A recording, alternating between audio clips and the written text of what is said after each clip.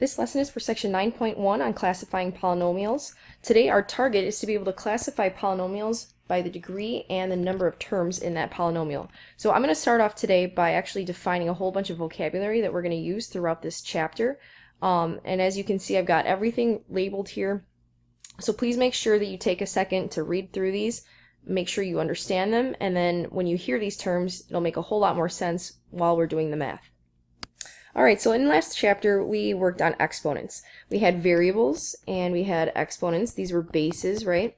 Well, what we're working on this chapter, they're called polynomials, and all they are sums of these variables and exponent expressions. So as you can see, I have a big polynomial right here.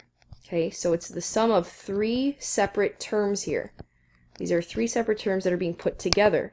So that's the next vocabulary term. A term is each piece of the polynomial, and each part that is being added is called a term.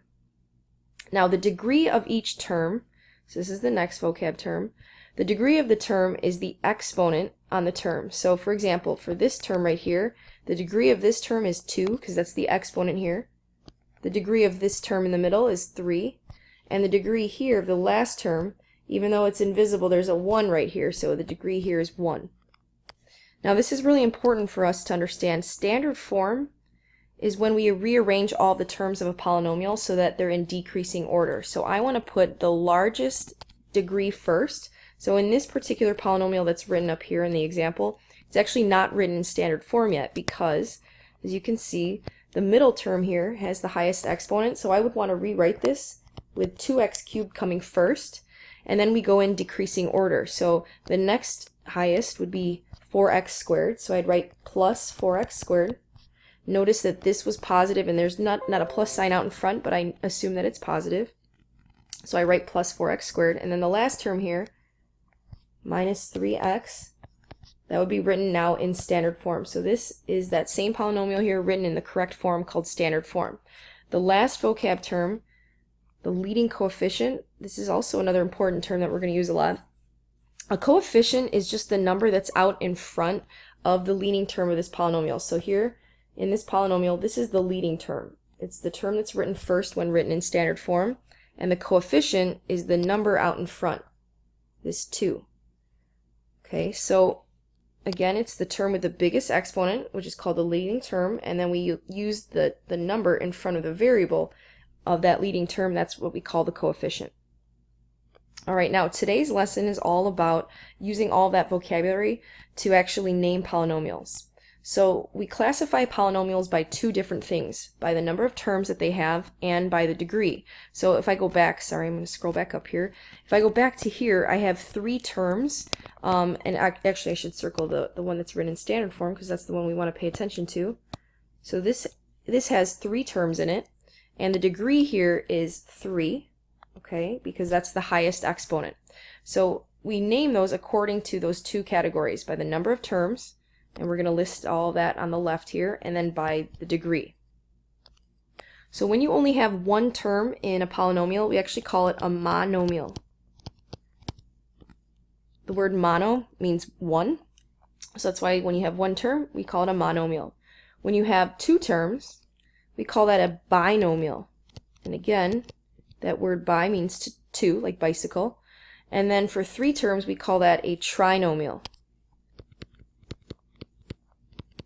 Okay, a trinomial, again, tri means 3. And then for anything that has 4 or more terms, we actually just use the normal term polynomial. Polynomial, poly means many. So for 4 or more terms, we just use a generic name polynomial. Okay, now when a polynomial has a degree of 0, we call that constant.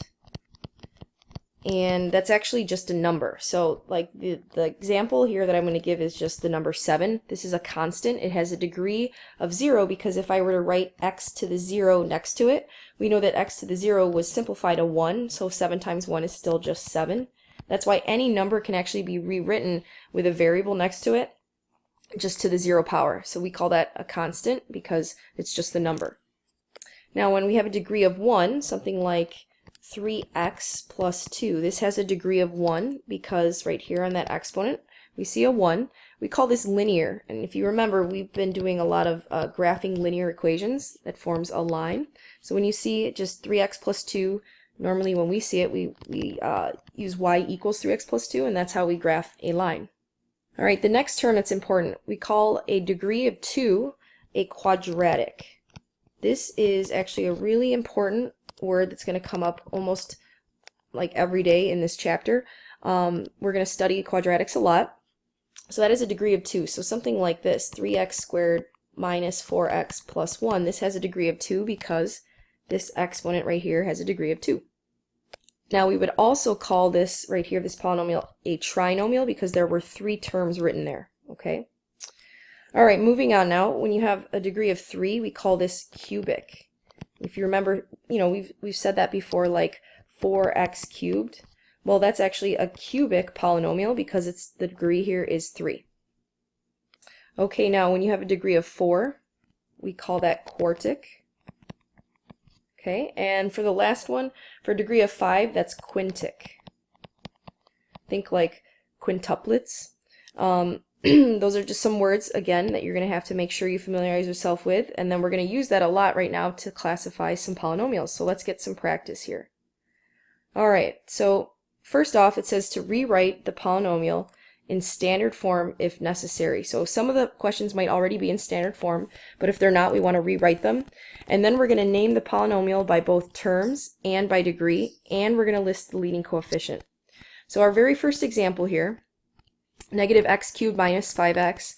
First of all, it's already in standard form, right? Because it goes from the highest exponent down to the lowest exponent. So it's already in standard form, so we don't have to change that. Now, for number of terms, there are 2 terms here, right? And for 2 terms, we call that, if you come back up to here, we call that a binomial, okay? Now, I don't need you to rewrite this part. I just want you to name this. So binomial is what you should write on there.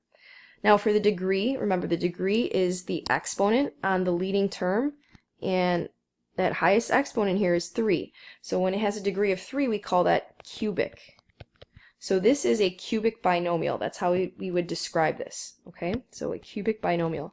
The lead coefficient here, remember, it's the number that's in front of the variable of that leading term. So this is our leading term, and the number in front of our variable is -1.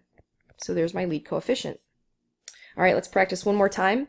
Now in this example, hopefully you recognize that this is not in standard form. It's not in standard form because this has a higher exponent right here, this term, than the first term that's listed. So I'm going to rewrite this with that middle term coming first. So that means this would be negative 4x squared.